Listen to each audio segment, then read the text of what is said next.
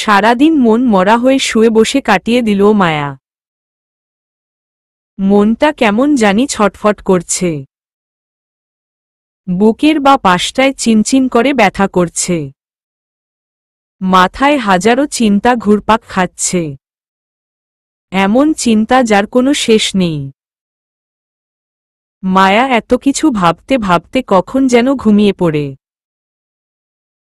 আচমকাই মিষ্টির ডাকে ঘুম ভাঙল মায়ার। চোখ দুটো দুহাত দিয়ে মুছতে মুছতে বিছানার উপরে বসল। আসসালামু আলাইকুম ভাবি। ওয়ালাইকুম আসসালাম। ভাবি তুমি কি ঘুমিয়ে পড়েছিলে? ঘুমিয়ে পড়েছিলাম। ও তাহলে তো ভুল হয়ে গেছে। কি যে বলো না তুমি। এদিকে এসে বসো। কি বলবে বলো? কালকে বিকালে তোমাকে নিয়ে মার্কেটে যেতে চেয়েছিলাম, তোমার কি সময় হবে? সময় হবে না কেন? কয়টায় বের হবে তুমি? এই ধরো 4টায়। ঠিক আছে, আমি যাব তোমার সাথে। মিষ্টি এসে মায়াকে জড়িয়ে ধরে বলল, এই তো আমার লক্ষ্মী ভাবি। তাই তো তোমাকে এত ভালোবাসি। তুমিও অনেক ভালো মিষ্টি, তাই তো তোমাকে আমারও এত ভালো লাগে।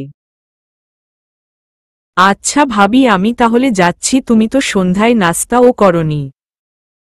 এখন আসো আমার সাথে ডিনার করবে। না মিষ্টি, তুমি যাও, আমি তোমার ভাইয়া আসলে খাবো। ঠিক আছে, তাহলে আমি তোমার জন্য চা বানিয়ে পাঠিয়ে দিচ্ছি। আচ্ছা।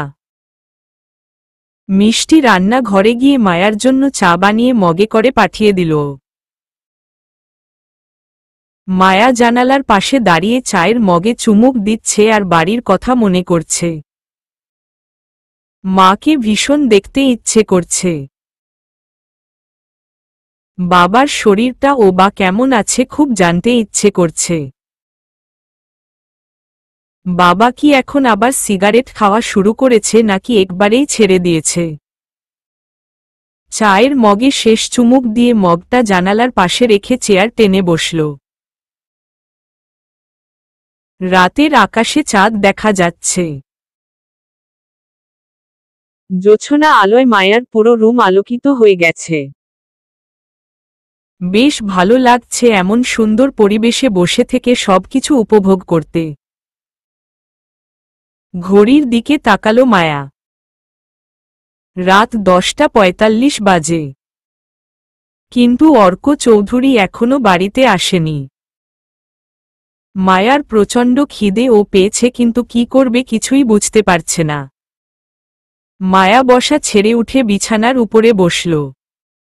কিছুক্ষণ বসার পরে মায়া লাইট অফ করে বিছানার উপরে শুয়ে পড়ল। রাত প্রায় 1:10 অর্ক বাসায় ফিরল। অর্ক রুমে গিয়ে লাইট অন করতেই মায়ার ঘুম ভেঙে যায়। অর্কের দিকে এক পলক তাকিয়ে আবার ঘড়ির দিকে তাকাল। তখন 2টা 15 বাজে। মায়া রাগান্বিত চোখে অর্কের দিকে তাকায়। রাত কয়টা বাজে এখন? আপনার বাসায় আসার সময় হল। অর্ক চোখ দুটো বড় বড় করে তাকিয়ে বলল, রাত তো 12টা বাজে। অর্কের কথা শুনে মায়া বুঝতে পারল সে নেশার ঘোরে আছে। আপনি নেশা করেছেন? নেশা এটা আবার কি জিনিস? নেশা কি জিনিস আপনি চিনেন না? মদ চিনেন? আপনি তাহলে মদ গিলে এসেছেন। এই ডার্লিং, তুমি এসব কি বলো? মদ তো ছোট লোকেরা খায়। আমি তো বড়লোক ঘরের সন্তান। আমি মদ টদ খাই না। আমি ড্রিঙ্কস করে এসেছি। হুইস্কি খেয়েছি। হুইস্কি কি চিনো? আউচ্চ সরি, তুমি চিনবা কেমনে? তুমি ও তো ছোটলোক ঘরের সন্তান। চুপপপ করেন আপনি। কি বলছেন এসব? যা মুখে আসছে তাই বলে যাচ্ছেন। সত্যি কথা বলছি। তোর বাপ তো টাকার বিনিময়ে তোকে আমার কাছে বিক্রি করে দিয়েছে। অর্কের মুখে বিক্রির কথা শুনে মায়া পুরো স্তব্ধ হয়ে যায়। কি বলবে ভাষা খুঁজে পাচ্ছে না। তবুও নিজেকে বহুত কষ্টে সামলে বলল, আমার বাবার টাকায় আপনি মদ খেয়ে আসেননি মানলাম। আপনি ভদ্র পরিবারের সন্তান সেটাও মেনে নিলাম। আচ্ছা একটা কথা বলুন তো। অর্ক মায়ার দিকে ঢ্যাবঢ্যাব করে তাকালো। কি কথা বলবো? ভদ্র পরিবারের সন্তানরা নষ্ট হয় কি করে? তার বাবা মা কি তাকে শিক্ষা দিতে পারে না? নাকি তার বাবা মা নিজেই জানে না সন্তানকে কি করে ভদ্রতা শিখাতে হয়? অর্ক নেশার ঘোরে পুরোই ঢুলছে হেলে দুলে। কথা বলার মতো পরিস্থিতিতে নাই। তাই মায়া আর কথা বাড়ায়নি। দুজনেই চুপচাপ। খেতে চলুন। অর্ক মায়ার দিকে সেই যে তাকিয়েছিল এখনো তাকিয়েই আছে। মায়া আর চোখে অর্ককে দেখছে। মায়া শাড়ির আঁচলটা ভালো করে বুকের উপরে টেনে দিল। পা থেকে মাথা পর্যন্ত দেখছে কোথায় ও কোনো কাপড় সরে আছে কিনা। ভালো করে দেখার পরে ভাবল, না সব তো ঠিকই আছে, তাহলে এই অর্ক চৌধুরী লুচ্ছাদের মতো আমার দিকে তাকিয়ে কি দেখছে? হালকা কাশি দিল অর্কের ধ্যান ভাঙানোর জন্য, কিন্তু অর্কের তাতে কোনো পরিবর্তন হল না। সে আরও তীক্ষ্ণ দৃষ্টিতে মায়ার দিকে তাকিয়ে থাকে। খুব বিরক্তির সাথে মায়া এবার বলল, আপনি আমার দিকে ওভাবে তাকিয়ে কি দেখছেন? মাথাটা নাড়া দিয়ে চোখ দুটো একবার বন্ধ করল। তারপর ধীরে ধীরে খুলে বলল, তোমাকে না থ্রি পিচে খুব ভালো লাগছে। আমি তো চোখ ফিরাতেই পারছি না। তার উপরে তো ওড়না পরনি। ভিতরে যা পরেছ তাও আবার ম্যাচিং করে। কি লাগছে না তোমাকে? একবারে হট। মায়া তো পুরোই শকড। অর্ক তো পুরোই নেশার ঘোরে হাবুডুবু খাচ্ছে। সে পরেছে শাড়ি, আর সে দেখছে থ্রি পিচ। যাক, ভালোই হলো, মজা নেবা যাবে। মায়া এবার শাড়ির আঁচলটা হালকা করে সরালো। অর্ক চিৎকার দিয়ে বলল, কি করছো তুমি? জামাটা ছিঁড়তে চাচ্ছ কেন? প্লিজ জামাটা ছিঁড়ো না। আমার খুব লজ্জা করছে। মায়া এবার না হেসে পারল না। মুখ চেপে ধরে হাসতে লাগল। হ্যাঁ, আমি জামা ছিঁড়ে ফেলবো, আপনি চোখ বন্ধ করে রাখেন। আমার তো লজ্জা লাগছে। মায়া আস্তে আস্তে অর্কের দিকে এগিয়ে আসল। গলাটা ধরে কানের কাছে গিয়ে বলল, নেশা করলে যে সবকিছু অন্যরকম লাগে জানতাম না তো। যদি জানতাম তাহলে আমিও। অর্ক চোখ দুটো সমানে দুহাত দিয়ে মুছতে লাগল। কি হলো, আপনি খাবেন না? আমি তো খেয়ে এসেছি, তুমি খেয়ে নাও। আপনি কি খেয়েছেন? বিরিয়ানি। ও আচ্ছা, তাহলে আপনি ঘুমান। অর্ক গিয়ে খাটের উপরে শুয়ে পড়ল। শোয়ার সাথে সাথে নাক ডাকতে লাগল। মায়ার মনটা খুব খারাপ হয়ে গেল। শুনেছি নেশার ঘোরে মানুষ যা বলে সত্যি বলে। আসলেই কি বাবা টাকার বিনিময়ে আমাকে তার কাছে বিক্রি করে দিয়েছে? মায়া অর্কের পাশে বসল। অর্কের দিকে তাকিয়ে নিজের প্রতি ঘৃণা লাগছিল। রাত 3টা বাজে। মায়া বসে আছে সেই থেকেই। তারপর বসা ছেড়ে উঠে ওয়াশরুমে ঢুকল। পানির কল ছেড়ে দিয়ে আয়নার সামনে দাঁড়িয়ে নিজেকে দেখছে। চোখ দিয়ে অনবরত পানি পড়ছে। চোখ মুছে অজু করে ওয়াশরুম থেকে বেরিয়ে আসলো মায়া। আলমারি খুলে জায়নামাজ বের করে ফ্লোরে বিছিয়ে তাহাজ্জুদের নামাজ আদায় করল। দুহাত তুলে মুনাজাত ধরে আল্লাহর কাছে কান্নাকাটি করল। কিছুক্ষণ পরেই ফজরের মিষ্টি ধ্বনি কানে ভেসে আসতেই ফজরের নামাজ পড়ল। নামাজ পড়া হয়ে গেল। তখন বাহিরের আকাশ পরিষ্কার হতে লাগল। জানালা খুলে বাহিরের দিকে তাকায়।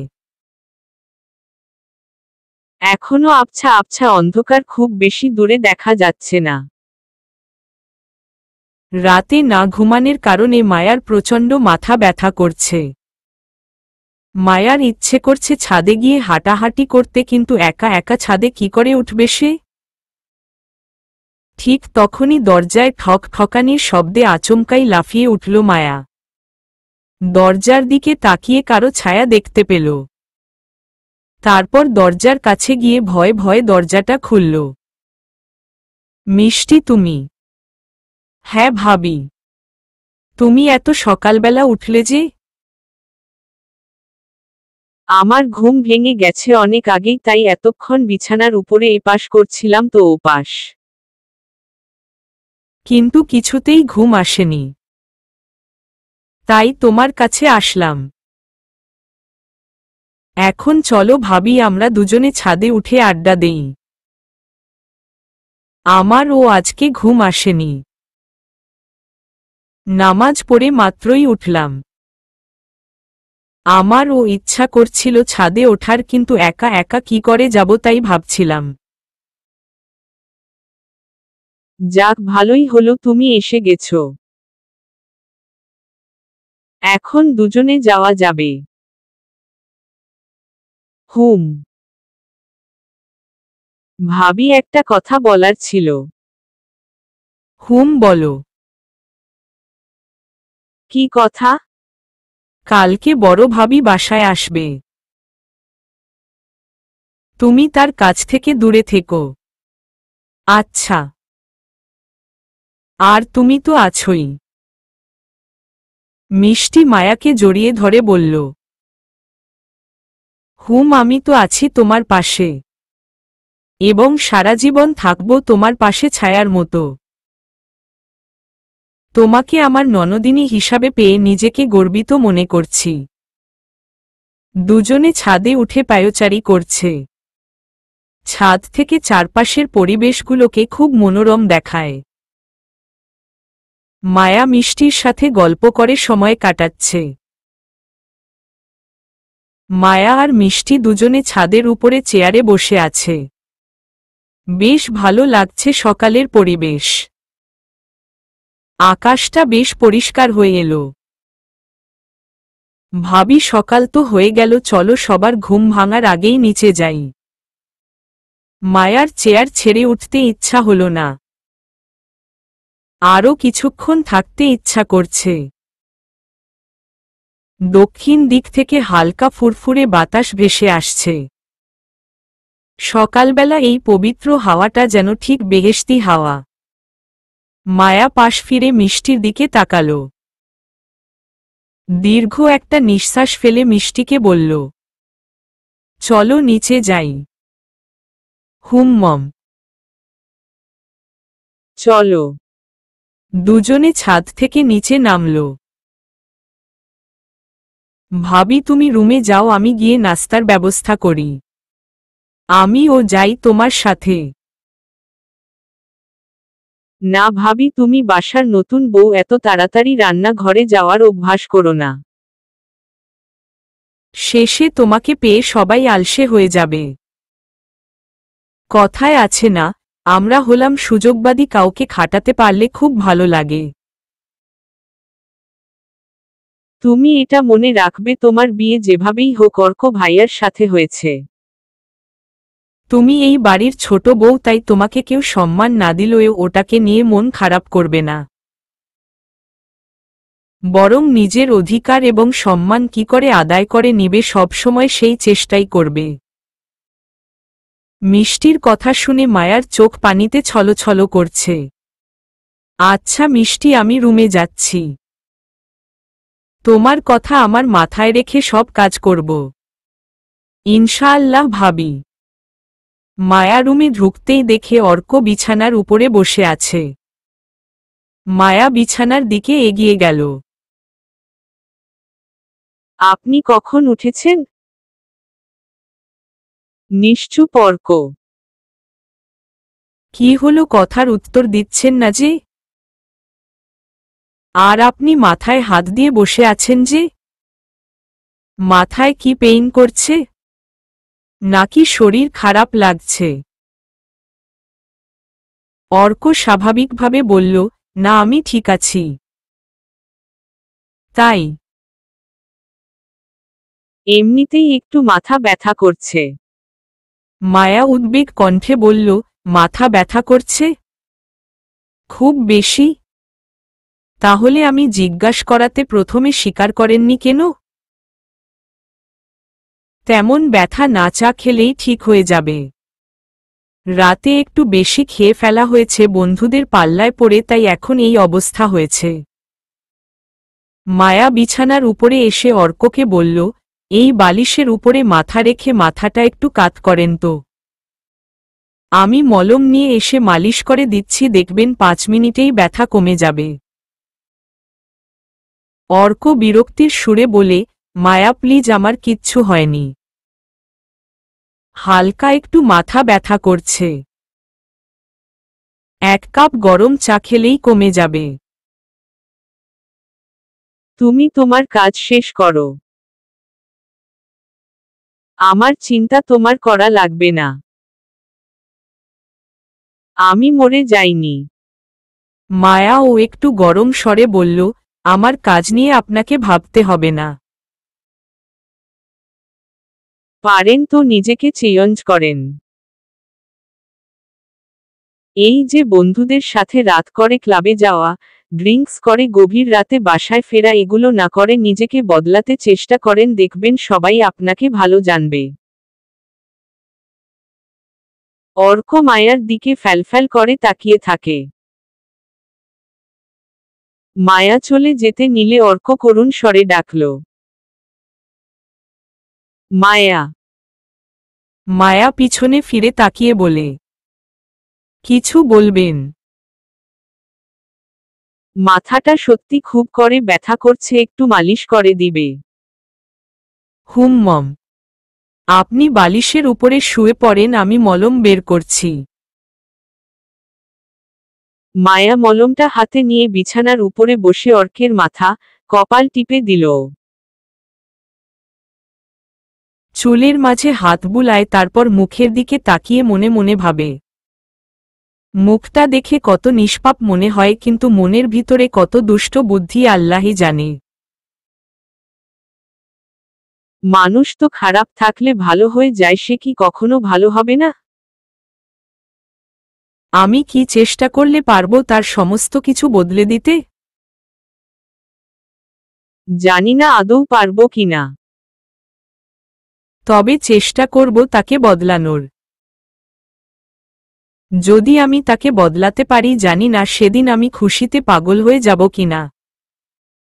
প্রায় আধা ঘন্টা ধরে মায়া অর্কের মাথা টিপে দিচ্ছে। অর্ক চোখ খুলে বলল, মায়া মাথা ব্যথা অনেকটা কমে গেছে, তুমি আমার জন্য 1 কাপ চা নিয়ে আসো। ঠিক আছে, আপনি বসেন, আমি এখনই নিয়ে আসছি। মায়া রান্নাঘরে ঢুকল চা বানিয়ে আনার জন্য। কিন্তু চিনি, চা পাতা, দুধ কোথায় রেখেছে সেটা তো মায়ার জানা নেই। তাহলে কি করে অর্কের জন্য চা বানিয়ে আনবে? মিষ্টিও নেই যে ওর থেকে সাহায্য নিবে। তখনই রান্নাঘরে মোহনা আসল। কি খুঁজছেন? কারো আওয়াজ শুনে পিছন ফিরে তাকায় মায়া। চা বানবো তাই জিনিসপত্র খুঁজছি। ওহ আচ্ছা, 1 মিনিট ওয়েট করেন, আমি বের করে দিচ্ছি। মেয়েটি বের করে দিয়ে চলে গেল।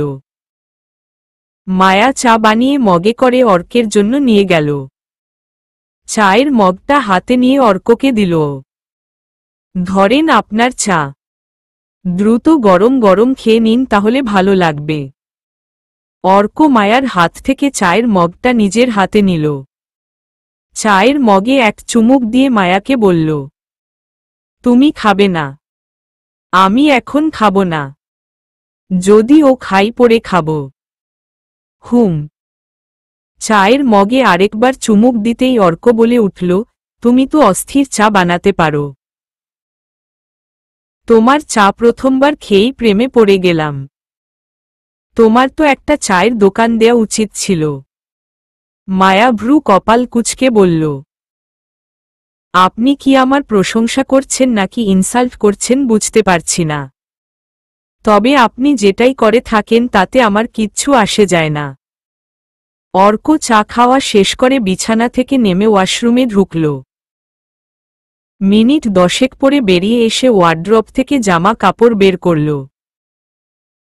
শার্ট প্যান্ট পরে আয়নার সামনে দাঁড়িয়ে নিজেকে দেখছে আর চুল আঁচড়াচ্ছে।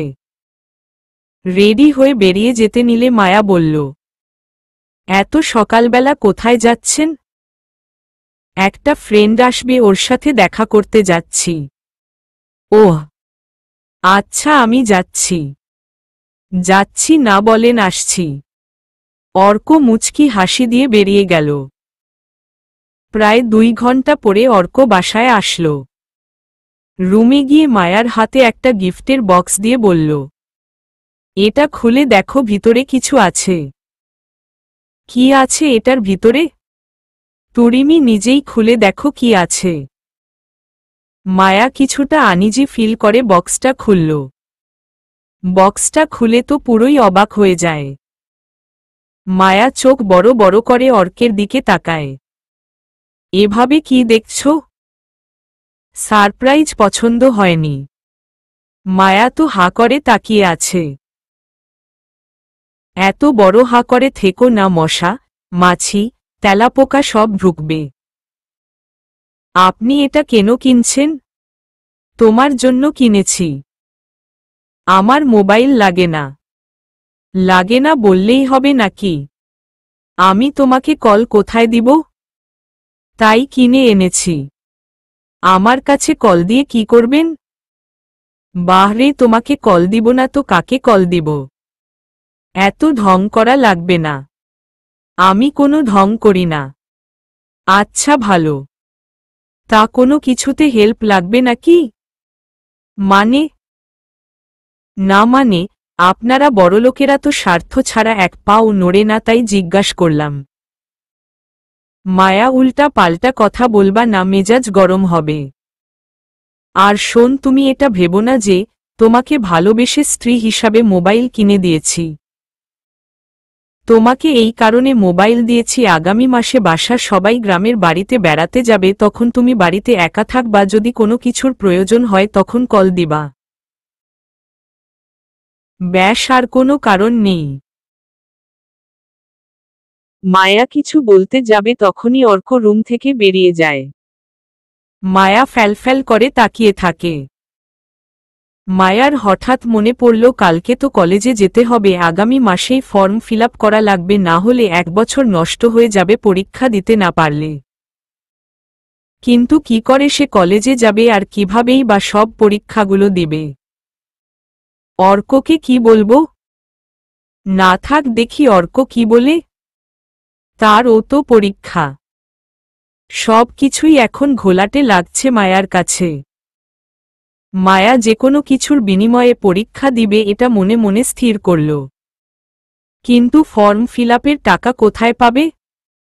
এত টাকা তো তার কাছে নেই। আগে তো টিউশনি করে টাকা জোগাড় করত, কিন্তু এখন কোথায় পাবে এত টাকা? খুব জোরে একটা দীর্ঘ শ্বাস নিল মায়া। মায়া বিছনার উপরে বসে আছে। মাথার ভিতরে বিশাল বড় একটা চিন্তা। তবুও চুপচাপ বসে আছে। মায়ার ছোটবেলার বেস্ট বান্ধবী শিলা, তাই ভাবছে ফর্ম ফিলআপের টাকাটা ওর কাছ থেকে ধার নেবে। মায়া জানে শিলার কাছে চাইলে শিলা কিছুতেই না করবে না। ঘড়ির দিকে তাকায় মায়া, তখন 11টা বেজে 30 মিনিট। শিলাকে বিকাল 4টার পরে বাসায় পাওয়া যাবে, কারণ তার একটু আগেই শিলা কোচিং শেষ করে বাসায় আসে। কিন্তু এখান থেকে কি বলে বের হবে বুঝতে পারছে না। মিষ্টিকে কি ব্যাপারটা বলে দেখবে, যদি কোনো উপকারে আসে। মায়া রুম থেকে বেরিয়ে সোজা মিষ্টির রুমে ঢুকল, কিন্তু রুমের ভিতরে মিষ্টি নেই। মিষ্টিকে না পেয়ে সেখান থেকে রান্নাঘরে আসে, কিন্তু রান্নাঘরে ও মিষ্টি নেই। এখন কি করবে বুঝতে পারছে না মায়া। রুমে এসে চেয়ার টেনে বসল, তারপর টাওয়াল নিয়ে ওয়াশরুমে ঢুকে ঝর্ণাটা ছেড়ে দিয়ে তার নিচে দাঁড়িয়ে আছে। প্রায় ঘন্টা খানেক শুধু দাঁড়িয়ে থাকে। ঝর্ণাটা বন্ধ করে ভিজা কাপড় চেঞ্জ করে ওয়াশরুম থেকে চুল মুছতে মুছতে বেরিয়ে আসে। এসেই থমকে দাঁড়ায়, চোখ তুলে দেখে অর্ক তার সামনে দাঁড়িয়ে আছে রাগী লুকে। চোখ নামিয়ে খুব কষ্টে গলার ভিতর থেকে বলল, এ কি আপনি এখানে? ভ্রু কপাল সব একত্রে করে ভারী গলায় বলে উঠল, এত সময় লাগে শাওয়ার নিতে? বুঝি না তোমরা মেয়েরা ঘন্টার পর ঘন্টা ওয়াশরুমের ভিতরে কি কর? মাঝে মাঝে ইচ্ছা করে বিষয়টা জানতে। বলবি এতক্ষণ কি করেছ? মায়া ও দাঁতে দাঁত কেটে ভারী গলায় বলল, ওয়াশরুমে বসে নাগিন ডান্স করি। মেয়ে নাগিন, নাগিনওয়ালা ডান্স। মায়ার কথা শুনে অর্ক হো হো করে হেসে উঠল। এত দাঁত কেলানোর কি দরকার? একদিন চলুন না সাথে করে, তখন দেখতে পাবেন ওয়াশরুমে বসে কি করি। অর্ক চোখ দুটো বড় বড় করে মায়ার দিকে বেশ কিছুক্ষণ ফ্যালফ্যাল করে তাকিয়ে থাকে।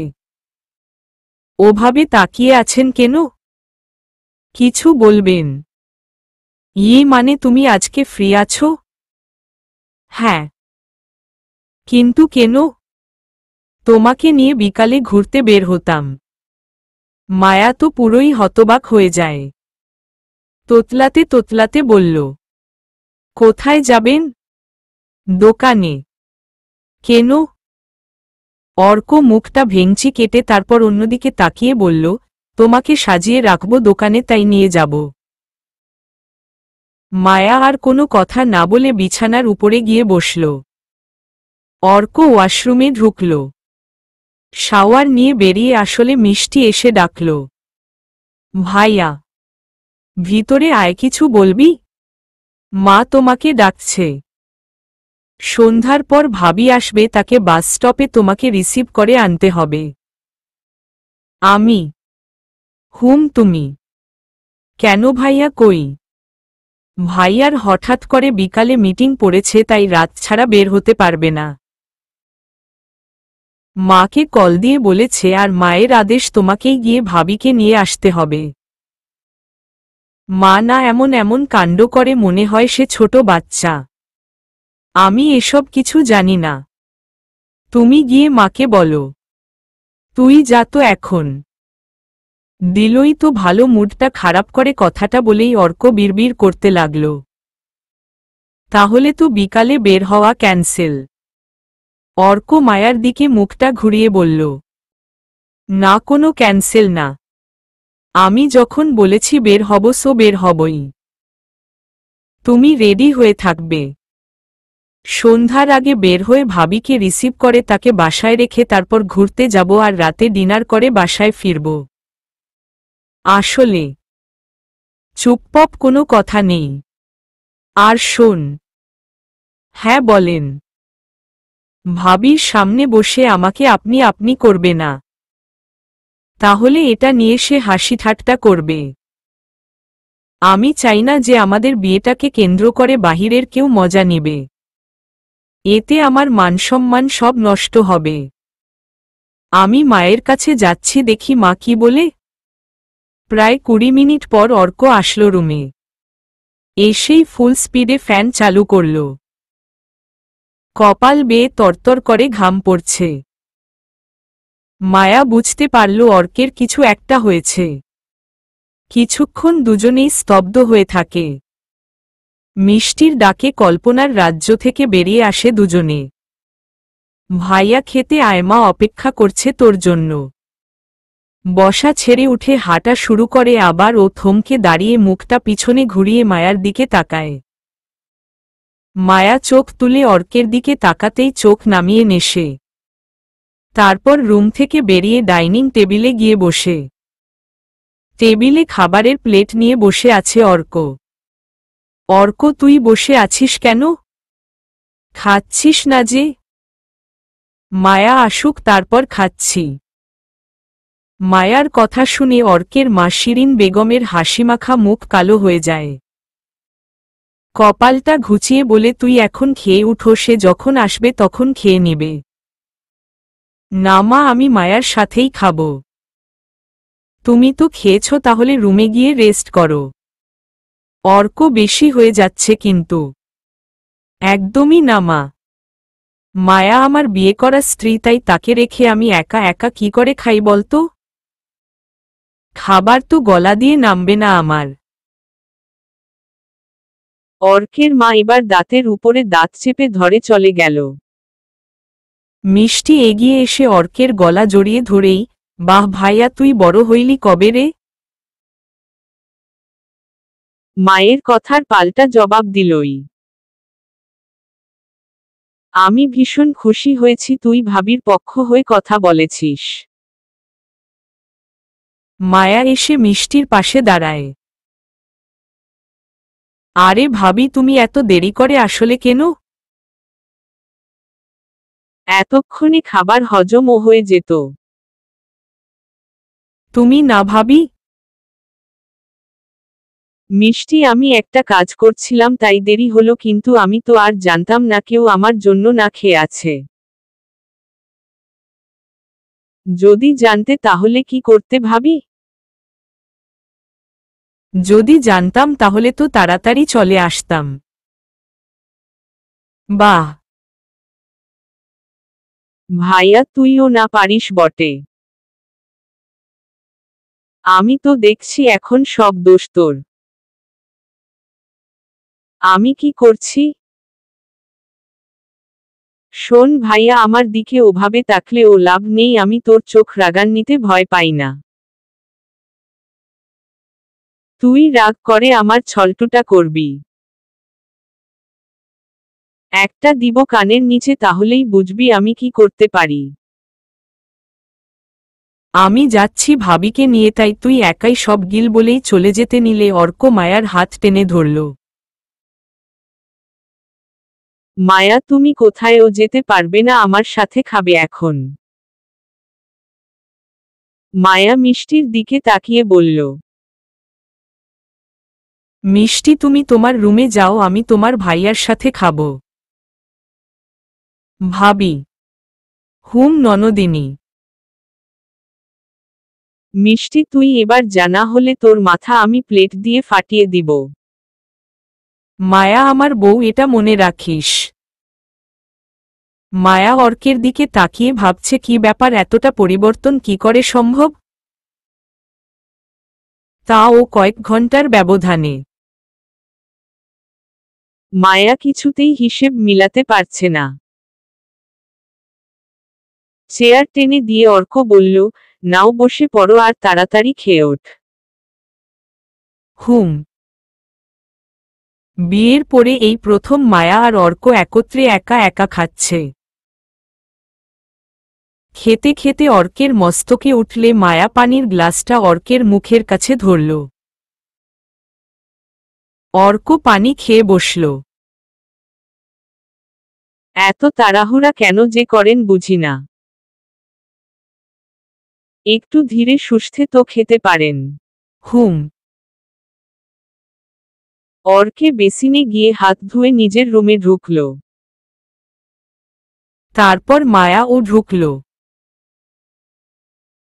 অর্ক মায়ার দিকে তাকিয়ে ভাবছে, মা যে কথাটা বলল এটা কখনো সম্ভব না। যা হওয়ার হয়ে গেছে, কিন্তু আমার তো বিশ্বাস হচ্ছে না মা কি করে কথাটা মুখে আনল। অর্ক নিজেই চিন্তায় পড়ে গেল। না, মায়ের চাওয়াটা কিছুতেই হতে দেয়া যাবে না।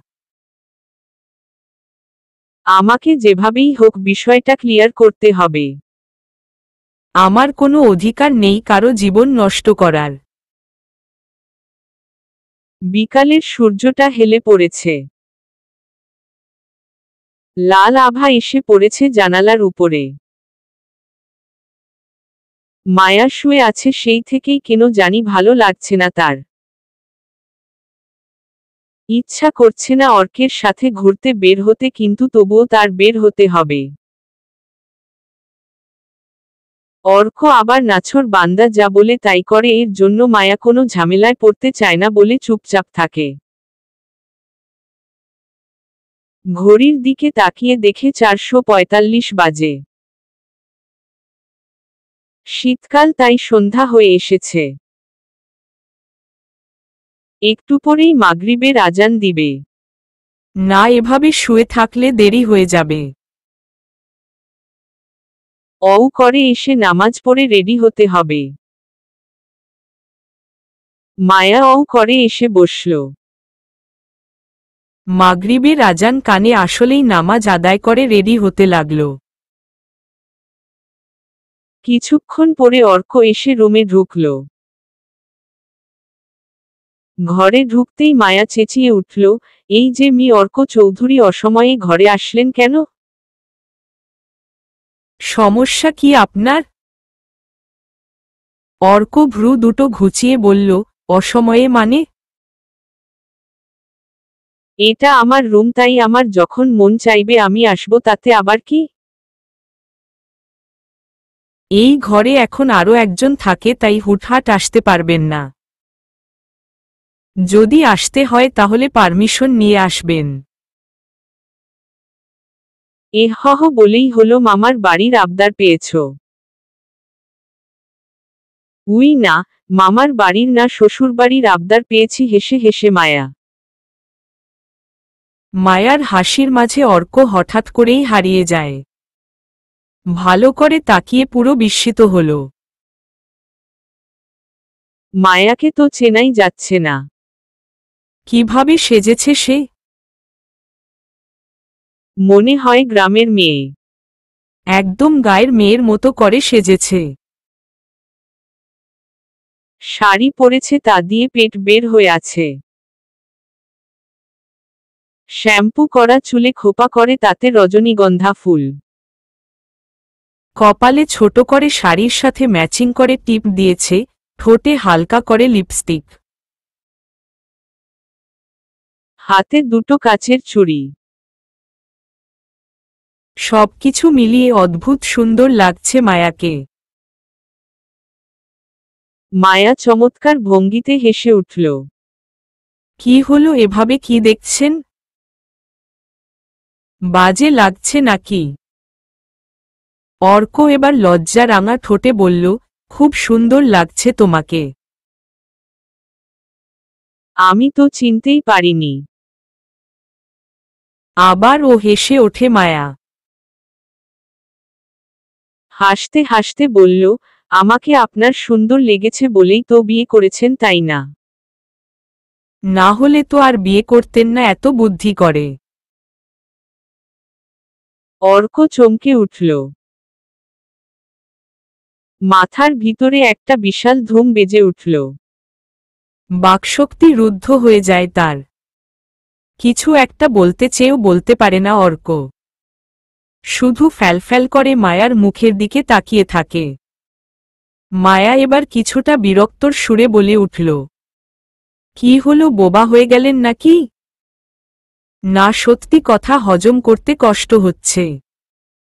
আমি কিন্তু মজা করছিলাম। আপনি মজাও বুঝেন না। সন্ধ্যা তো হয়ে গেল, যাবেন না? অর্ক শুষ্ক মুখে বলল, হ্যাঁ যাব। তুমি রেডি? হুম মম। তাহলে চলো। দুজনে বের হলো বাসা থেকে। অর্ক গাড়ি বের করল গ্যারেজ থেকে। মায়া অর্কের পাশে বসল। অর্ক মায়ার দিকে একবার তাকিয়ে গাড়ি স্টার্ট দিল। বাস স্ট্যান্ডের সামনে গিয়ে গাড়িটা থামল। অর্ক গাড়ি থেকে নেমেই দেখল ভাবি দাঁড়িয়ে আছে। ভাবি, তুমি কখন এসেছ? অনেক সময় হলো। অর্ক, তুমি কেমন আছো? আলহামদুলিল্লাহ। ভাবি, চলো তোমাকে বাসায় নিয়ে যাব। এখনই? হ্যাঁ। কেন, তুমি কি কোথায়ও যাবে? তোমাকে নিয়ে মার্কেট করতে যেতে চেয়েছিলাম। এখন? হুম। কেন, সমস্যা কোনো? আসলে ভাবি, আমার সাথে মায়াও এসেছে। মায়ার নামটা শুনে চমকে উঠল ভাবি। কোথায় মায়া? গাড়িতে। ওহ, আসো গাড়ির কাছে যাই। ভাবিকে সাথে করে গাড়ির কাছে গেল অর্ক। দরজা খুলে দিয়ে অর্ক বলল, মায়া, বাহিরে আসো, ভাবির সাথে তোমার পরিচয় করিয়ে দেই। গাড়ি থেকে বেরিয়ে আসে মায়া। মায়া নেমেই বলল, আসসালামু আলাইকুম। সালামের উত্তর না দিয়ে বলল, অর্ক, তুমি এই মেয়েকে বিয়ে করেছ? আমি তো পুরোই শোকড। তোমার রুচি এতটা নিম্নশ্রেণীর হলো কবে থেকে? আমি তোমাকে দিয়ে এমনটা আশা করিনি। মায়া মাথাটা নিচু করে থাকে। অর্ক গিয়ে গাড়িতে বসল। অর্কের পাশে গিয়ে ভাবি বসল। তারপর মায়া গিয়ে পিছনে বসল। গাড়ি চলছে খুব দ্রুততার সাথে। মায়া মনে মনে ভীষণ রাগ হল অর্কের উপরে। অর্কের ভাবি এত কিছু বলে অপমান করল, কিন্তু অর্ক তার কোনো প্রতিবাদই করল না। অর্কের উপরে ঘৃণা লাগছিল মায়ার।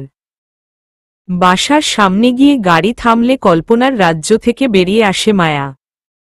অর্ক, তুমি লাইফে বড় একটা ভুল করে ফেলেছ, আর এই ভুলটা তোমাকেই সংশোধন করতে হবে। গতকাল মায়ের সাথে আমার কথা হয়েছিল, তোমাকে ও নিশ্চয়ই কথাটা শেয়ার করেছে। তাই তুমি যদি বুদ্ধিমান হয়ে থাকো তাহলে মা যেটা বলেছে তাই করবে। অর্কের ভাবি চলে গেলে অর্ক গাড়িতে গিয়ে বসল। কিছুক্ষণ চুপ করে বসে থেকে পিছনে তাকিয়ে বলল, মায়া, সামনে এসে বসো। মায়া গম্ভীর গলায় বলে উঠল, আমি এখানেই বসবো, আপনি গাড়ি চালান। মায়া চুপ করে বাহিরের দিকে তাকিয়ে থাকে জানালা দিয়ে। অর্ক আর কোনো কথা না বাড়িয়ে গাড়ি স্টার্ট দিল। গাড়ি ধীর গতিতে চলছে। একটু পর গাড়িটা গিয়ে রেস্টুরেন্টের সামনে থামল। অর্ক গাড়ি থেকে নেমে সোজা দরজা খুলে দিয়ে মায়াকে বেরিয়ে আসতে বলল। মায়া বেরিয়ে এসে অর্কের পাশে দাঁড়ায়। মায়ার হাত ধরে অর্ক রেস্টুরেন্টের ভিতরে ঢুকল। ভিতরে ঢুকে মায়ার চেয়ার টেনে দিয়ে নিজের চেয়ারে বসল। মায়া দাঁড়িয়ে আছে অন্যমনস্কভাবে। মায়া, তুমি দাঁড়িয়ে কেন? বসো। মায়া মুড অফ করে বসল। অর্ক মায়ার মুখোমুখি হয়ে বসল। টেবিলের উপরে খাবারের মেনু কার্ড। কার্ডটা হাতে নিয়ে অর্ক নাড়াচাড়া করছে। মায়া, কি অর্ডার দিব? আপনার যেটা ভালো লাগে তাই দিন। না, তুমি বলো। বললাম না, আপনার যেটা ভালো লাগবে তাই দিন। বারবার এক কথা বলতে ভালো লাগে না। ঠিক আছে, তোমাকে অর্ডার করতে হবে না। আমি অর্ডার করছি। ওয়েটার এসে বলল, স্যার, কি খাবেন অর্ডার দিন। 2 পিস গ্রিল, 2 পিস নান, একটা ফ্রান্সিস ফ্রাই আর 2টা কোল্ড ড্রিঙ্কস। Okay sir.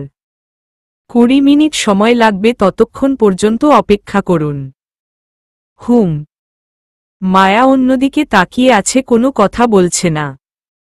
মায়া, তুমি কি এভাবে বোবা হয়ে থাকবে নাকি? কথা বলো।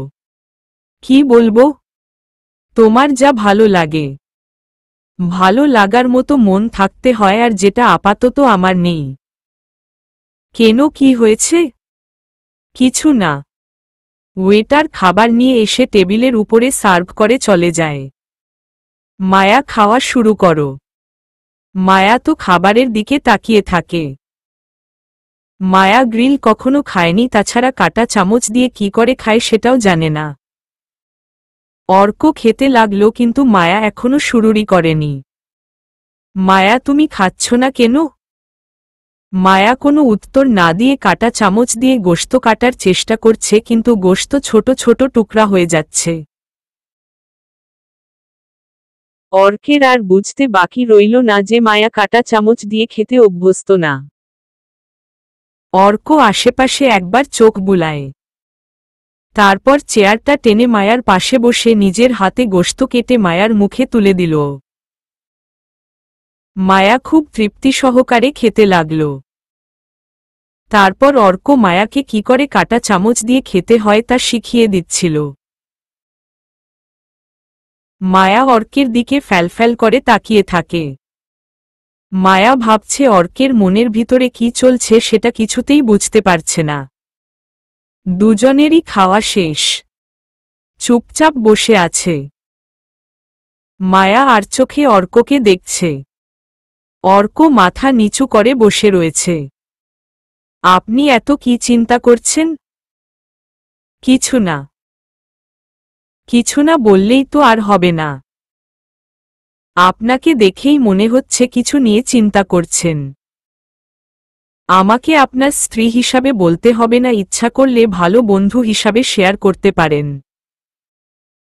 মায়ার কথা শুনে অর্ক মুখটা ঘুরিয়ে ভ্রু কুঁচকে তাকায়। অর্কের ভ্রু কুঁচকানো দেখে মায়া ও ঠোঁটটা বাঁকিয়ে বলে উঠল, ওইভাবে আমার দিকে না তাকালেও হবে। আমি তো কোনো খারাপ কিছু বলিনি, শুধু বলেছি আপনি চাইলে বন্ধু হিসাবে আমার কাছে আপনার মনের ভিতরে জমে থাকা কথাগুলো শেয়ার করতে পারেন। আর করবেন কি করবেন না সেটা আপনার ব্যক্তিগত ব্যাপার। অর্ক মায়ার কথার জবাব না দিয়েই চেয়ার ছেড়ে উঠে দাঁড়ায়। মায়া, দেরি হয়ে যাচ্ছে, মার্কেটে যাব। এখন মার্কেটে? হ্যাঁ। কিন্তু কেন? তুমি এত প্যানপ্যান করো কেন বলতো? বাহরে, আপনি হঠাৎ করে মার্কেটে যেতে বলেছেন তাই বললাম। মায়া, তুমি খেয়াল করেছ কিনা জানি না, ভাবির কিন্তু তোমাকে দেখে অনেক কিছু ভাবা হয়ে গেছে। ভাবি অনেক বড়লোক পরিবারের মেয়ে, তাই সে সবসময় মানুষকে নিচু করেই দেখে। তার অহংকার অনেক বেশি, তাই তোমার আর আমার ভিতরে যে স্বামী স্ত্রীর সম্পর্ক নেই সেটা বাহিরের কাউকে জানতে দেয়া যাবে না। তাই তোমাকে আমি ভাবির মতো তৈরি করতে চাই, যাতে সে তোমাকে অপমান করতে না পারে। মায়া তো পুরোই বাকরুদ্ধ হয়ে যায় অর্কের কথা শুনে। কি বলবে বুঝতে পারছে না, তাই সে চুপ করে থাকে। মায়া, চলো। মায়া বসা ছেড়ে উঠে অর্কের পিছনে হাঁটা শুরু করল। রেস্টুরেন্টের পাশেই মার্কেট, তাই রেস্টুরেন্ট থেকে বের হয়ে মার্কেটের ভিতরে ঢুকল। প্রথমে ঢুকল জুতার দোকানে। অর্ক মায়াকে হিল কেনার জন্য বলে, কিন্তু মায়া হিল পরতে অভ্যস্ত না, তাই কিনতে নারাজ ছিল। অর্ক ও নাছোড় বান্দা মায়ার জন্য 2টা হিল, একটা স্লিপার কিনল। তারপর মায়ার কানের কাছে গিয়ে আস্তে করে বলল, আমি তো জানি তুমি হিল পরায় অভ্যস্ত না, কিন্তু তোমাকে কি বলে নিয়ে এসেছিলাম মনে আছে? ভাবির মতো করে নিজেকে তৈরি করতে হবে। পারবে না আমার সম্মান রাখতে? কিছুক্ষণ চুপ করে থাকল মায়া, তারপর বলল, হ্যাঁ পারব। ঠোঁটের কোণে হালকা হাসি দিয়ে মায়ার কপালে চুমু এঁকে দিল অর্ক। মায়া হতবাক হয়ে যায়। কি হলো এটা? এটা ভালোবাসা নাকি আবেগ? জুতার দোকান থেকে বেরিয়ে জামা কাপড়ের দোকানে ঢুকল। মায়ার জন্য টপস, জিন্স, গেঞ্জি, স্কার্ট, প্লাজো, কয়েকটা 3 পিস কিনল। সেখান থেকে সোজা গোল্ডের দোকানে ঢুকল। ডায়মন্ডের কানফুল, কানেরতা, ব্রেসলেট আর নেকলেস কিনল। এই যে শুনুন, আপনি এত কিছু কিনছেন কেন? আমার এসবের কোনো প্রয়োজন নেই। আমার তো কানেরতা আর নাকফুল আছে, তাই আর লাগবে না। মায়া একদম চুপচাপ, কোনো কথা বলবে না। চুপচাপ দাঁড়িয়ে দেখো তোমার পছন্দ হচ্ছে কিনা। না হলে বলো, চেঞ্জ করে আরেকটা নিব, কিন্তু ফেরত দিব না, এটা শিওর। আপনি এসব কি শুরু করেছেন? আপনার মা জানলে তো রাগ করবে। তাছাড়া আপনি এত টাকা কোথায় পেলেন? এগুলো সব আমার টাকা। আপনার টাকা? হুম। কিন্তু আপনি তো কিছু করেন না, তাহলে এত টাকা আপনার কাছে আসলো কি করে? মায়া, আমি কিছু করি না, এটা ঠিক আছে। কিন্তু টাকাগুলো সব আমার। বুঝলাম আপনার, কিন্তু পেলেন কোথায় সেটা তো বলেন। আমি যে বাবার অফিসে বসি, সেখান থেকে প্রতি মাসে আমাকে 20,000 করে হাত খরচ পাঠায় আমার অ্যাকাউন্টে। আমার যা লাগে তা তো বাবার কাছ থেকেই নেই, তাই আমার অ্যাকাউন্টের টাকা তো ওভাবেই আছে। আজকে শুধু তোমাকে কিনে দেওয়ার জন্য ক্রেডিট কার্ডটা নিয়ে এসেছি। আজই প্রথম খরচ করছি অ্যাকাউন্ট থেকে। ওহ আচ্ছা, আমি ভাবলাম। তুমি আবার কি ভাবলে? আসলে আমি ভাবলাম আপনি আপনার। থাক না, সোনা লাগবে না। সোনা লাগবে না কেন? বলো, তুমি কি ভাবছ? সোনাটা কি খুব বেশি জরুরি? হ্যাঁ, অবশ্যই জরুরি। আসলে কি? মায়া, আমার কিন্তু রাগ উঠতেছে। জলদি বলো, না হলে কিন্তু। না হলে কিন্তু কি? মায়া। মায়া এবার মুখ লুকিয়ে হাসতে লাগল। Relax Mr Arko Chowdhury, relax. আমি ভাবছিলাম আপনি আপনার বাবার পকেট কেটে এনেছেন। তাই নাকি? জি। তার মানে তুমি আমাকে চোর ভাবছিলা এতক্ষণ? না তো। বাবার টাকা তো আপনারই টাকা, তাই চোর ভাবাবো কেন? অর্ক বুঝতে পারল মায়া এমনি মজা করে কথাগুলো বলেছে। তাই আর কথা না বাড়িয়ে বলল, এবার বাসায় চলো। মায়ার এক হাত অর্ক তার বাম হাত দিয়ে ধরে রেখে ডান হাতে পুরো শপিং করা জিনিসগুলো নিয়ে হেঁটে হেঁটে গাড়ির কাছে আসলো। গাড়ির দরজা খুলে জিনিসপত্র সিটের উপরে রেখে তারপর মায়াকে সামনের সিটে বসিয়ে দিয়ে নিজে গিয়ে ড্রাইভিং সিটে বসল। মায়া, সিট বেল্ট পরে নাও, আমি গাড়ি স্টার্ট দিব। মায়া পলকহীনভাবে অর্কের মুখের দিকে তাকিয়ে আছে। মায়ার মাথার ভিতরে সবকিছু এলোমেলো লাগছে। অর্কের মন মানসিকতার কোনো হিসেব পাচ্ছে না। সে কি চাচ্ছে সেটা ও বুঝে উঠতে পারছে না। মায়া সিট বেল্টটা কোমরে বাঁধল। অর্ক গাড়ি চালিয়ে বাসার সামনে এসে দাঁড়ায়। মায়ার হাত ধরে মায়াকে গাড়ি থেকে নামিয়ে দুজনে ভিতরে ঢুকল। দরজায় কলিং বেল বাজাতেই মিষ্টি এসে দরজাটা খুলে দিল। ভাইয়া এত দেরি করে আসলে যে? মা তো পুরোই রেগে আছে। মা রেগে আছে কেন? তোমার তো বড় ভাবিকে নিয়ে বাসায় আসার কথা ছিল, কিন্তু তুমি তাকে গেটের সামনে নামিয়ে দিয়ে মায়া ভাবিকে নিয়ে বেরিয়ে গেলে, তার জন্য রেগে আছে। ঠিক আছে, তুই যা, আমি ব্যাপারটা দেখছি। মিষ্টি দরজাটা আটকে দিয়ে চলে গেল। মায়ার হাতে জিনিসগুলো দিয়ে বলল, মায়া, এগুলো নিয়ে তুমি রুমে যাও, আমি মায়ের কাছে যাচ্ছি। অর্ক যাওয়ার জন্য পা বাড়াতেই মায়া অর্কের ডান হাত টেনে ধরল।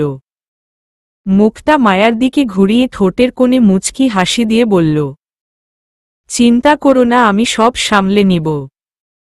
হুম। মায়া নিজের রুমে গিয়ে জানালার পাশে দাঁড়াল। ঘণ্টা খানেক পরে অর্ক এসে বসল মায়ার দাঁড়ায়। মুখটা তার টেনশনে ছেয়ে আছে। মাথার ভিতরে সবকিছু উথাল পাথাল করছে, সমুদ্রের ঢেউয়ের মতো। বিষণ্ণ মানসিকতায় ভুগছে সে। না পারছে মায়ার কাছে শেয়ার করতে, না পারছে মায়ের মুখের উপরে কথা বলতে। সব সন্তানের উচিত মাকে সেবা করা, কারণ মায়ের পদতলে সন্তানের বেহেশত। কিন্তু অনেক সময় মায়ের অন্যায় আবদার মেনে নিতে পারে না সন্তান, আর তখনই সে প্রতিবাদ করে। আর যখন সন্তান প্রতিবাদ করে তখন সে হয়ে যায় বউ পাগল। 2 দিনের মেয়ের জন্য ছোট থেকে কোলে পিঠে মানুষ করা মাকে অপমান করে। মাকে কি করে বোঝাবো, মা তুমিও তো কোনো দিন বউ হয়ে বাবার ঘরে এসেছিলে।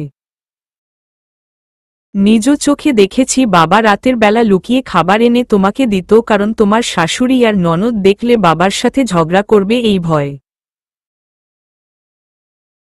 তাই ঝামেলার ভয় বাবা তোমাকে চুরি করে হলেও তোমার সব চাহিদা পূরণ করত। তাই তোমার কথা শুনে আমি তো অবাক হয়ে গেলাম, তুমি কি করে বলতে পারলে মায়াকে ডিভোর্স দিয়ে মোহনাকে বিয়ে করতে? মানুষ তো বিয়ে একবারই করে, এটা রহমান চাচার কাছ থেকে শুনেছি। প্রথম স্ত্রী দিয়ে সুখ না আসলে দ্বিতীয় স্ত্রী দিয়ে কখনো সুখ আসে না। আমরা মানুষরা বোকা, পুরুষ মহিলা উভয়ই, কারণ আমরা সবসময় সুখের জন্য পাগল। তাই তো নিজের ঘরের বউ বা স্বামী থাকতে পাশের বাড়ির অমুকের বউ তমুকের স্বামী ভালো। আপনি হয়তো এটা ভেবে অফসোস করছেন, তাহলে এটাও ভেবে নিন পাশের বাড়ির লোকেরাও আপনার বউকে বা আপনাকে দেখে আফসোস করছে। আসলে যে স্থানে থাকে তারটা সে একমাত্র ভালো জানেন। আসলে পৃথিবীতে কেউ সুখী না। আমরা তো উপর থেকে দেখি যে সবাই সুখে আছে, কিন্তু মনের দিক থেকে কেউ সুখে নেই। দুনিয়ার সব মানুষ হলো অভিনেতা অভিনেত্রী, কারণ সবাই ভালো অভিনয় করতে জানে। মায়াকে যেভাবেই হোক বিয়ে করেছি, এতে তো ওর কোনো দোষ নেই, তাহলে কি কারণে মায়াকে ডিভোর্স দিব? না মা, তুমি যা চাও সেটা আমি কখনো করতে পারবো না। এর জন্য তুমি যদি আমাকে বাসা থেকে বের করে দাও তাহলে আলহামদুলিল্লাহ, আমি মায়াকে নিয়ে এক কাপড়ে বেরিয়ে যাব।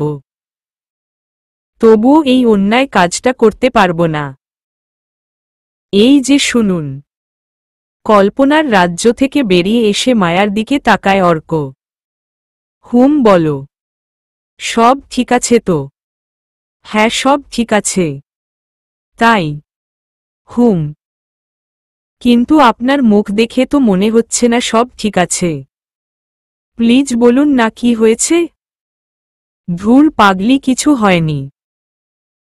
ভাবিকে বাসায় দিয়ে যাইনি বলে ভাইয়া মাকে বকা দিয়েছে, তাই সেই ঝাঁঝোটা আমার উপরে এসে পড়েছে। ওহ। অর্ক মায়ার ডান হাত ধরে বলল। চিন্তা করো না, আমি তোমার পাশে আছি।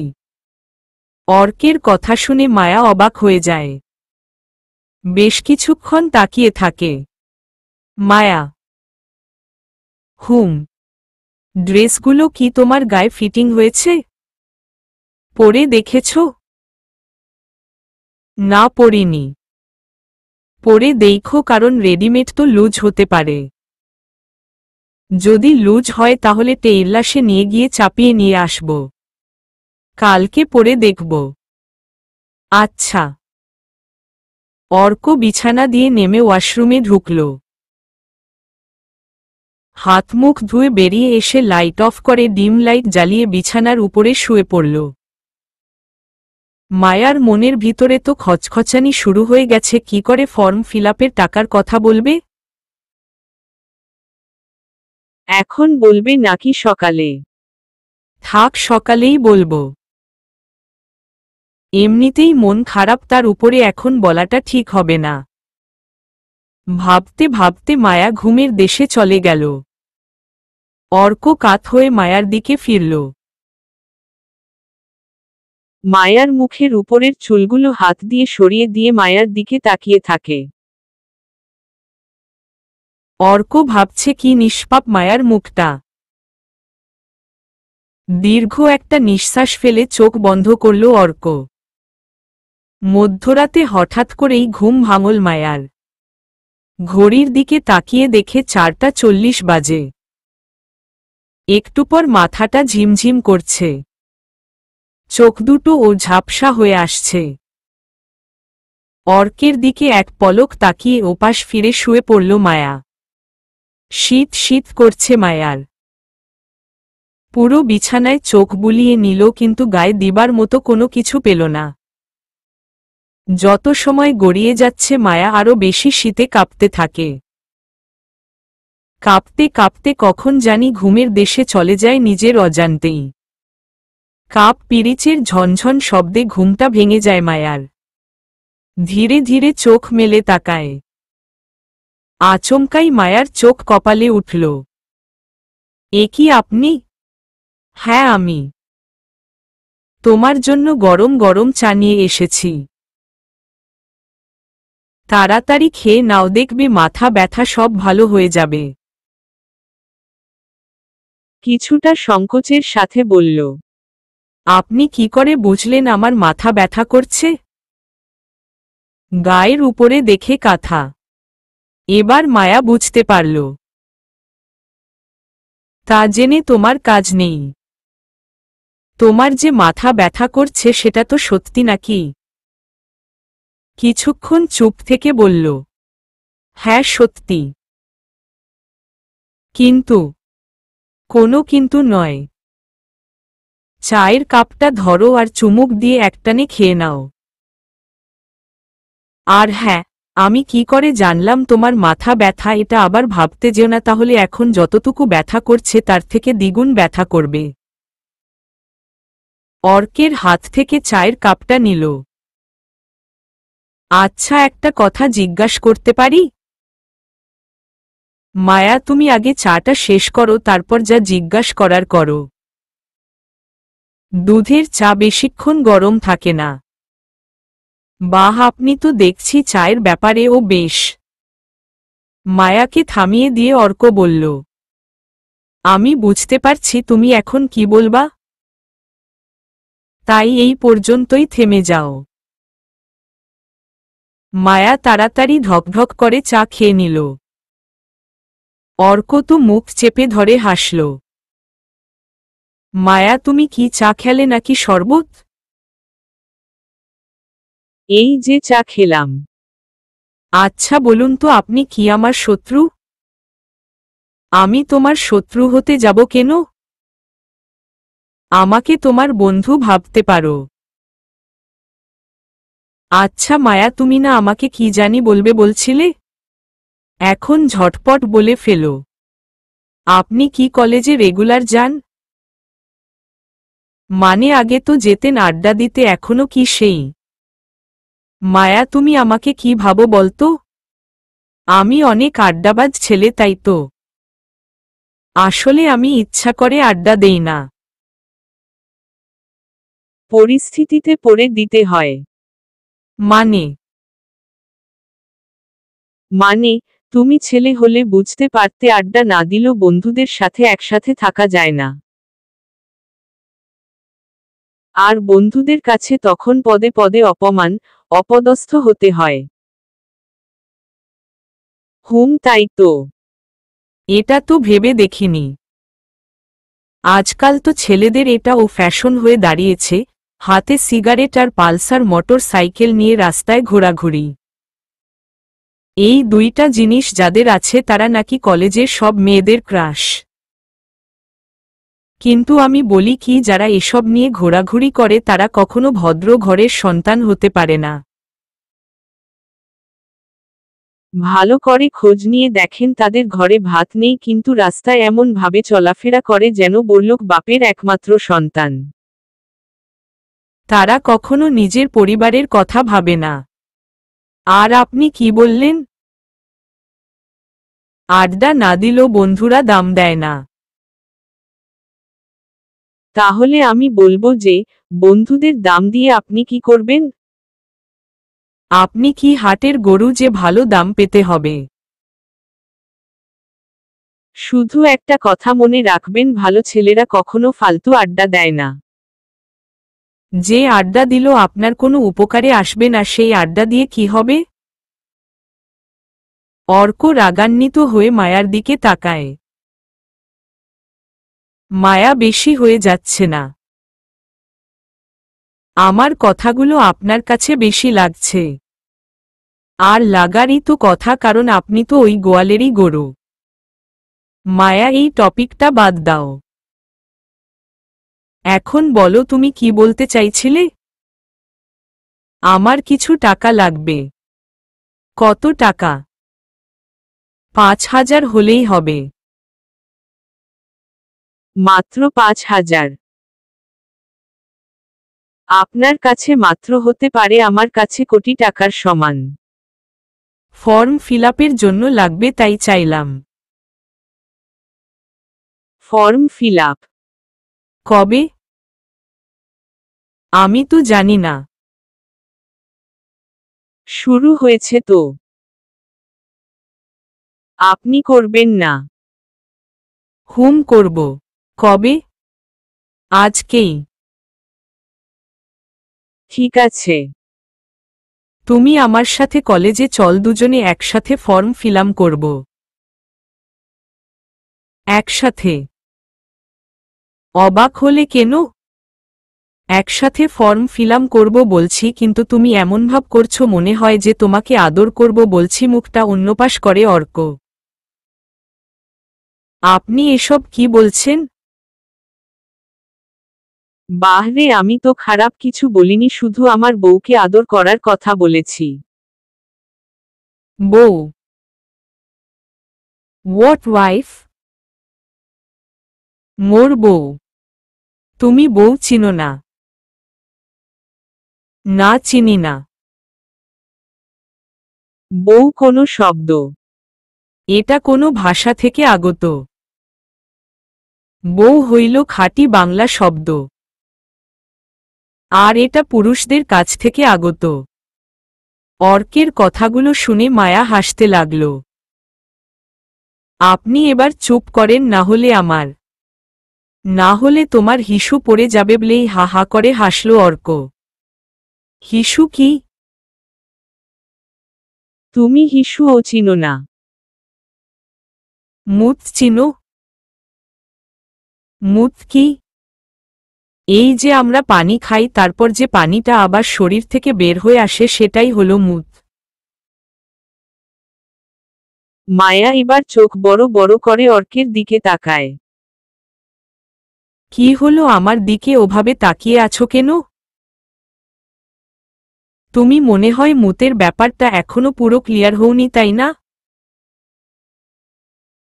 আচ্ছা, আমি আবারও বলছি, যখন তোমার জন্ডিস হয় তখন তোমার মুতো যদি হলুদ আকার ধারণ করে, আর তাই দেখেই তো তুমি মনে করো তোমার জন্ডিস হইছে, তাই না?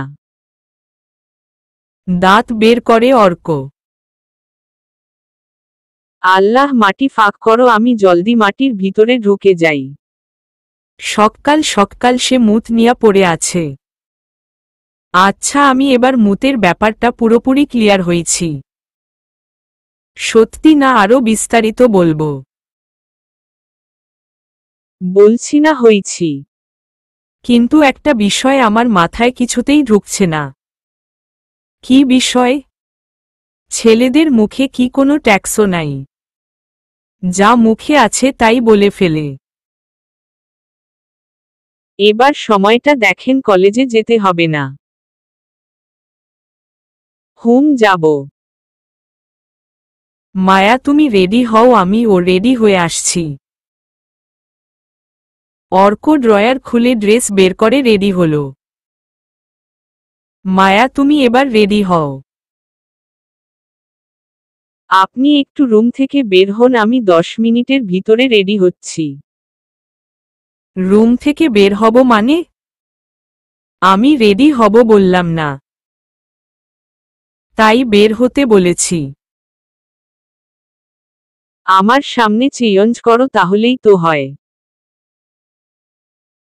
আপনার সামনে চেঞ্জ করব মানে? মানে নাই। আমি কোথায়ও যাব না, তুমি আমার সামনেই চেঞ্জ করো। মায়ার মেজাজ এবার 360 ডিগ্রিতে গরম হয়ে গেল। তবুও অনেক কষ্টে নিজেকে সামলে নিয়ে কোনো উত্তর না দিয়ে ড্রেস নিয়ে ওয়াশরুমে ঢুকল। ওয়াশরুম থেকে বেরিয়ে এসে ড্রেসিং টেবিলের সামনে দাঁড়ালো। হালকা করে সেজে মাথায় ওড়না দিয়ে বলল, আমি রেডি হয়েছি, চলেন। অর্ক বেরিয়ে গাড়ি নিয়ে গেটের সামনে দাঁড়ালো। ভাবি, তুমি কোথায় যাচ্ছ? তোমার ভাইয়ের সাথে কলেজে যাচ্ছি। আজকে ফর্ম ফিল আপ করব। ওহ, কেন, কিছু বলবে? একটা সাজেশন দরকার ছিল। কি সাজেশন? এখন না, আগে তুমি ফর্ম ফিল আপ করে আসো, তারপর বলবো। ঠিক আছে। মায়া নিচে নেমে দূর থেকে দেখে অর্ক গাড়ির সাথে হেলান দিয়ে দাঁড়িয়ে আছে। অর্ককে দেখে মনে হচ্ছে অর্কের মুড অফ। ভয় ভয় গাড়ির কাছে এগিয়ে যায় মায়া। অর্ক গাড়ি স্টার্ট দিল, মায়া গিয়ে পিছনে বসল। অর্ক মায়ার দিকে মুখটা ঘুরিয়ে বলল, কোমরে হাত দিয়ে বসো, না হলে ব্রেক দিল পড়ে যেতে পারো। মায়া অনিচ্ছা সত্ত্বে ও অর্কের কোমরে হাত দিল। অর্ক গাড়ি স্টার্ট দিল। কলেজের সামনে গাড়ি থামলে মায়া নেমে হাঁটতে থাকে। এই মায়া। পিছন ফিরে তাকায় মায়া। জি, কিছু বলবেন? একা কোথায় যাচ্ছ? আমিও যাব। হুম, আসেন। অর্কের আজ কেমন জানি লাগছে। মায়ার প্রতি দুর্বলতা কাজ করছে। ইচ্ছে করছে জড়িয়ে ধরতে। বিয়ের এতদিন পর মায়ার প্রতি তার ভালোবাসার বহিঃপ্রকাশ ঘটেছে। মায়াকে আজ খুব একান্ত নিজের করে পেতে ইচ্ছা করছে। চিৎকার করে বলতে ইচ্ছা করছে, মায়া, আমি তোমাকে নিজের অজান্তে ভালোবেসে ফেলেছি। মায়ার ডাকে ভাবনার দুনিয়া থেকে বেরিয়ে আসে অর্ক। হ্যাঁ বলো মায়া। স্যার আপনাকে ডাকছে। জি স্যার। অর্ক, তোমার তো পড়াশোনার প্রতি কোনো মন নেই। শুধু শুধু জলে ফেলবা টাকাগুলো। অর্কের খুব মাইন্ডে লাগে স্যারের কথাগুলো। একটু রাগের কণ্ঠে বলল, আপনি ফর্ম ফিলাম করেন, জলে যাবে না কাজে লাগবে সেটা আমি বুঝব। অর্কের কথা শুনে মায়া পুরোই অবাক। এই প্রথম অর্ক খুব সিরিয়াসভাবে কথাগুলো বলল। চলবে।